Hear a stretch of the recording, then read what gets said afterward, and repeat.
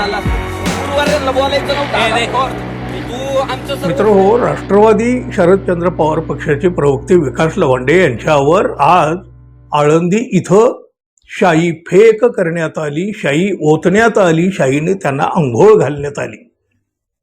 आता शाई होतं की आणखी काय होतं हा तपासाचा भाग आहे, पण होतं ते सगळं काळं.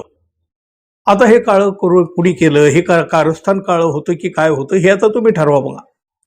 विकास लवांडे आळंदी इथं प्रवचन देऊन परत येत होते. यावेळेला कथित कीर्तनकार संग्राम भंडारे आणि त्यांच्या सहकार्यांनी त्यांना एकटं अडवून एकटं जात असताना त्यांच्या अंगावर शाई ओतली. शिवाय काही गोरक्षकांनी पिस्तूल दाखवल्याचा आरोप सुद्धा विकास लवांडे यांनी केलेला आहे.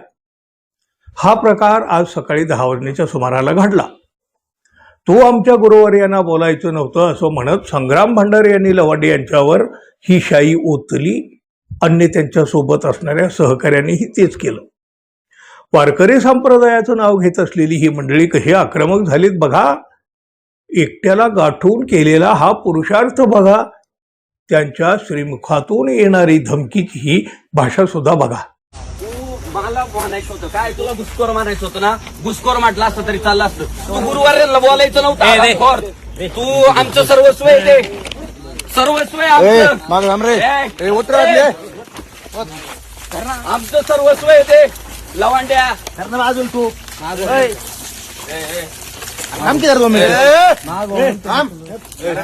लवांड्या तू परत गुरुवारला जर बोलला ना, तू लक्षात ठेव, आम्हाला काय भिडायचंय ते भीड.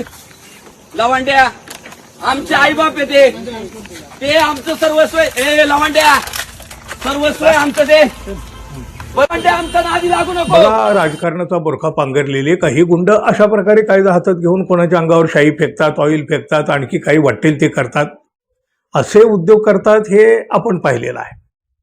पण वारकरी संप्रदायातील लोक असं वागतील यावर सहजासहजी विश्वास बसत नाही. सहिष्णू असतात, पण ते वारकरी संप्रदायातील असतात. खऱ्या अर्थानं इथं सहिष्णू कोण होतं हे तर व्हिडिओनं दाखवलेलंच आहे. ही घटना, या शाई फेकीची, शाई ओतण्याची ही जी घटना घडली त्यानंतर हे प्रवक्ते विकास लवांडे यांचं काय म्हणणं आहे तेही ऐकूया. आज सकाळी म्हातोबाच्या आळंदी तालुका हवेली येथे माझं एका दशक्रियेच्या निमित्ताने प्रवचन होतं. ते प्रवचन संपल्यानंतर 10 वाजता मी आळंदी म्हातोबाच्या इथून पुण्याला जायला निघालेलो असताना रस्त्यात गावाच्या बाहेर आल्यानंतर वारकरी संप्रदायातील संग्राम भंडारे आणि काही 10-15 गोरक्षक होते. सगळेजण 2-3 गाड्या होत्या आणि त्या सगळ्या गुंडांनी मला रस्त्यात निर्जन स्थळी अडवलं. माझी गाडीवर मला उतरून माझ्या अंगावर 2-3 शाईच्या बाटल्या ओतल्या, मला धक्काबुक्की केली आणि 2 जणांच्याकडे रिव्हॉल्वर होते. ते सगळेजण मला जीवे मारण्याची धमकी देत होते. तितक्यात लोक जमत असताना ते मात्र तात्काळ पळून गेले. मी त्या सर्वांचा निषेध करतो.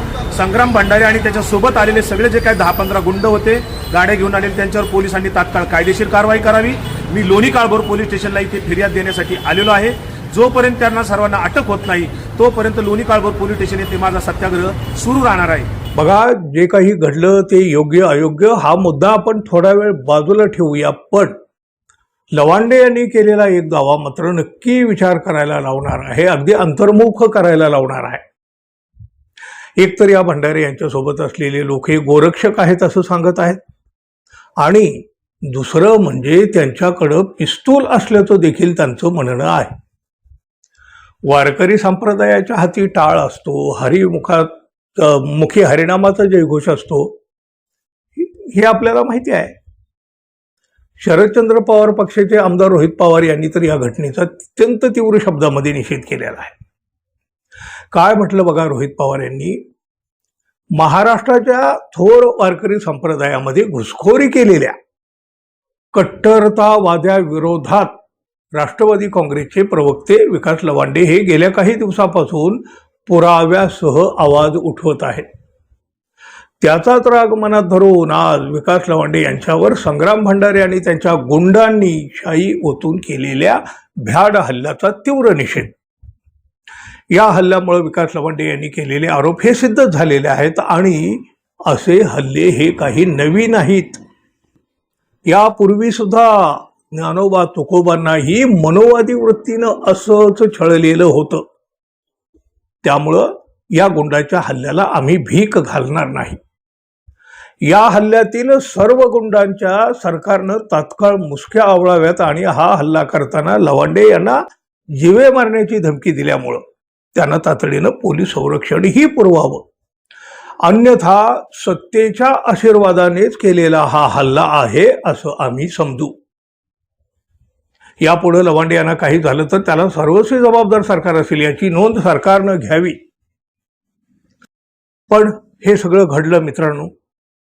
आता हा कोणाच्याही अध्यात्मध्यात कधीही नसणारा वारकरी संप्रदाय आणि तो संप्रदायाबद्दल अशा घटना घडल्यावर काय वाटेल हो मित्र. आजच्या या घटनेबाबत तुम्ही तुमची मतं जरूर व्यक्त करा. आणि हो, आपण आणखी आपल्या चॅनलला सबस्क्राईब केलं नसेल तर जाता जाता कृपया सबस्क्राईब करावं ही अपेक्षा आहे. मित्र, धन्यवाद. पुन्हा भेटू. नमस्कार.